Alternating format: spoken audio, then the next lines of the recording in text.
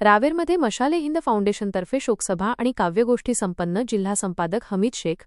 रावेर शहरातील शौकत मैदान इमामबाडा येथे शनिवारी 6 जून 2026 रोजी मशाले हिंद फाउंडेशनच्या वतीने एक भावपूर्ण शोकसभा आणि काव्यगोष्ठीचे आयोजन करण्यात आले होते. या कार्यक्रमात गुलबुटेचे संपादक मरहूम सय्यद फारूक आणि जगप्रसिद्ध प्रतिष्ठित शायर मरहूम डॉ. बशीर बद्र यांच्या स्मृतींना उजाळा देण्यात आला. कार्यक्रमाची सुरुवात मोहम्मद औसाफ शेख एजाजुद्दीन यांनी केलेल्या पवित्र कुराणच्या पठणाने झाली. त्यानंतर हजरत लुकमान महमूद रावेरी यांनी आपल्या मधुर आवाजात नाते रसूल सादर केली. या कार्यक्रमाचे अध्यक्षस्थान रावेर शहरातील प्रतिष्ठित शैक्षणिक आणि साहित्यिक व्यक्तिमत्व ॲडव्होकेट सय्यद शेर अफगान यांनी भूषवले.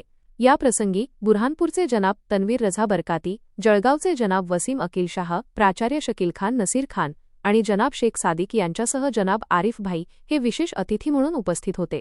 श्रद्धांजली सत्रात जनाब सादिक यांनी मरहूम सय्यद फारूक यांच्या जीवनप्रवासावर आणि कार्यावर प्रकाश टाकला. प्रसिद्ध कथाकार जनाब वसीम अकील शाह यांनी दोन्ही दिवंगत साहित्यिकांच्या शैक्षणिक व साहित्यिक कामगिरीची सविस्तर माहिती श्रोत्यांना दिली.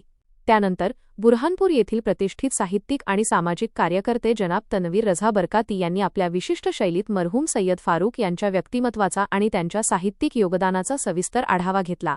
कार्यक्रमाच्या दुसऱ्या सत्रात रावेर शहरातील कवींनी आपल्या रचनांमधून उपस्थितांची मने जिंकली.